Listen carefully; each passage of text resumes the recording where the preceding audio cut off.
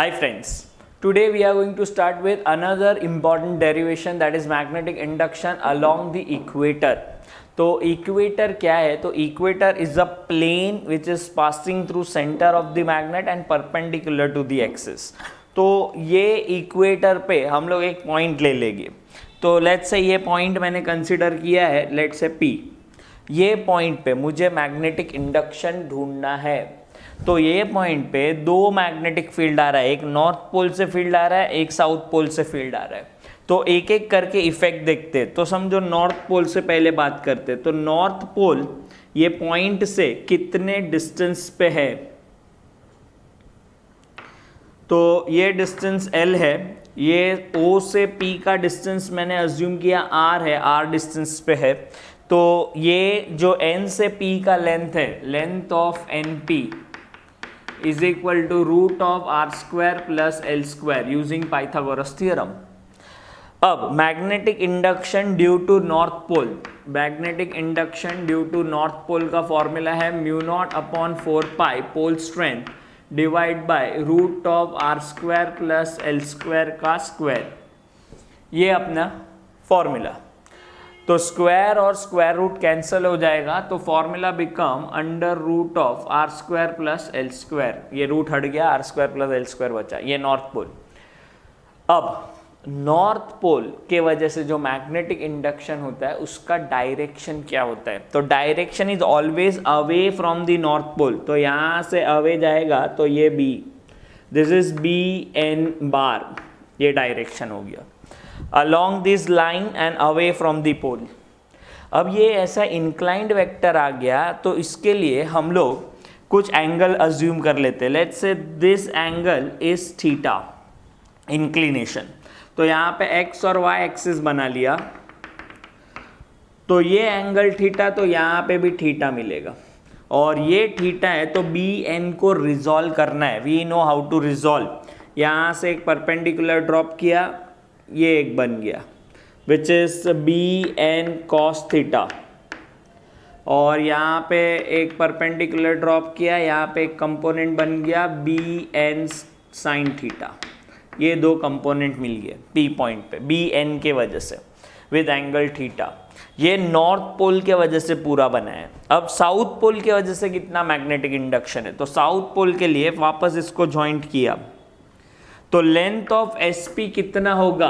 तो यहाँ पे लेंथ SP भी इतना ही होगा, that is root of R square plus L square, Pythagoras theorem. और अगर ये दोनों ट्राइंगल सेम है, सिमिलर, तो ये एंगल यहाँ पे थीटा, ये दोनों साइड सेम है तो एंगल भी सेम आएगा थीटा. BS का formula, so it is mu not upon 4 pi m upon R square plus L square. इसके जैसा ही, क्योंकि सेम डिस्टेंस पे है. पोल स्ट्रेंथ हम लोग पॉजिटिव ही लेते हैं because we take magnitude. But इसका डायरेक्शन क्या होता है? तो साउथ पोल का direction is always towards the south pole. तो यहाँ पे टूवर्ड्स द साउथ पोल, यहाँ पे मैंने मार्क किया BS. और ऑल्टरनेट एंगल अगर देखे तो थीटा यहाँ पे, तो थीटा इधर भी होगा.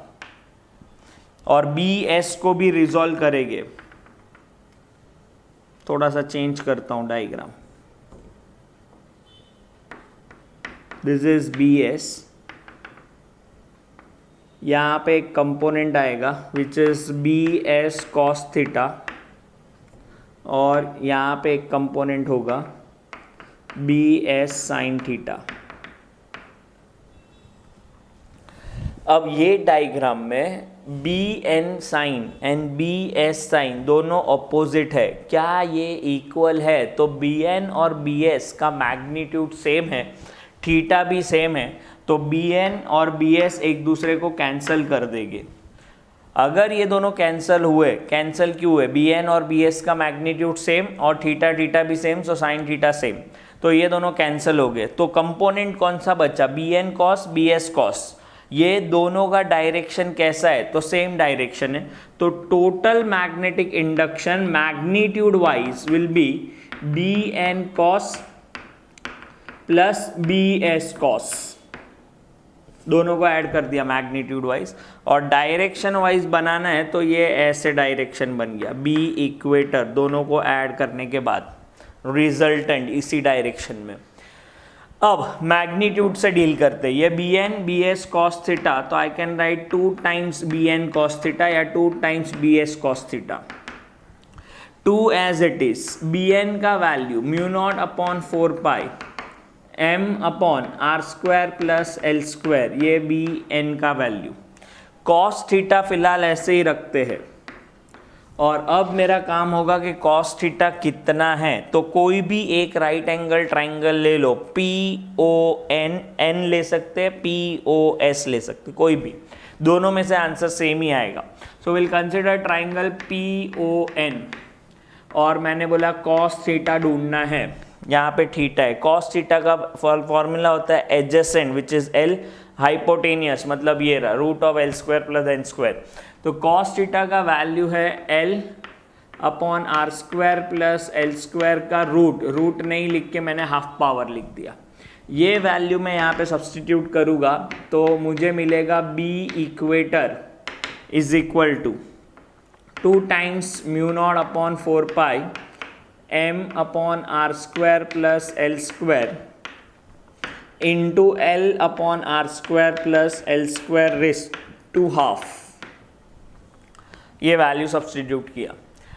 अब इसको थोड़ा सा रीअरेंज कर लेते हैं, B equator is equal to mu not upon 4 pi M as it is, 2 को इधर लिख दिया 2l divide by R square plus L square raise to 3/2, इसके पास 1 पावर, इसके पास हाफ पावर, टोटल 3/2 पावर हो गया, ये ऐसा।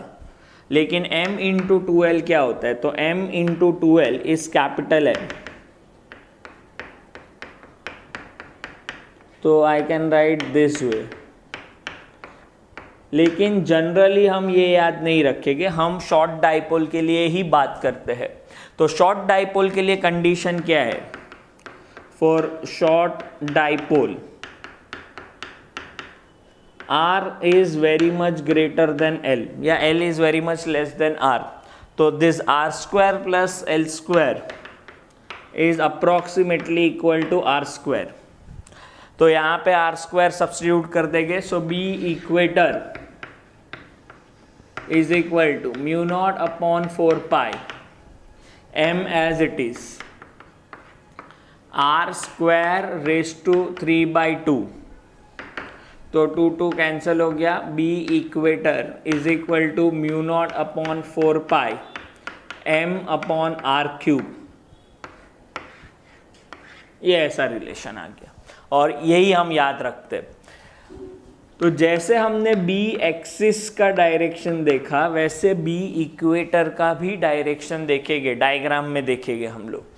तो डायग्राम में B इक्वेटर का डायरेक्शन अपने को देखना है, B इक्वेटर का डायरेक्शन यहाँ से इधर जा रहा है टूवर्ड्स माई लेफ्ट, M किधर है, तो M is always from south to north, तो M और B का डायरेक्शन कैसा है, तो एग्जैक्टली ऑपोजिट, और एग्जैक्टली ऑपोजिट होता है तो हम कैसे लिखते हैं वेक्टर फॉर्म में, तो एग्जैक्टली ऑपोजिट टर्म के लिए हम लोग ये m बार तो लिखेंगे, लेकिन m बार और B इक्वेटर का डायरेक्शन ऑपोजिट है तो माइनस डाल देंगे, minus represent opposite direction, that is direction of B equator is always opposite to M bar, जो M बार का डायरेक्शन होगा उससे ऑपोजिट होता है। तो आपको दो बातें याद रखनी है, एक्सिस का अगर डायरेक्शन पूछा तो M बार के डायरेक्शन में, और B इक्वेटर का डायरेक्शन पूछा तो ऑपोजिट टू M बार। अब इन दोनों को कंबाइन करके हम लोग को नेक्स्ट डेरिवेशन करना है, फॉर दैट स्टे ट्यून।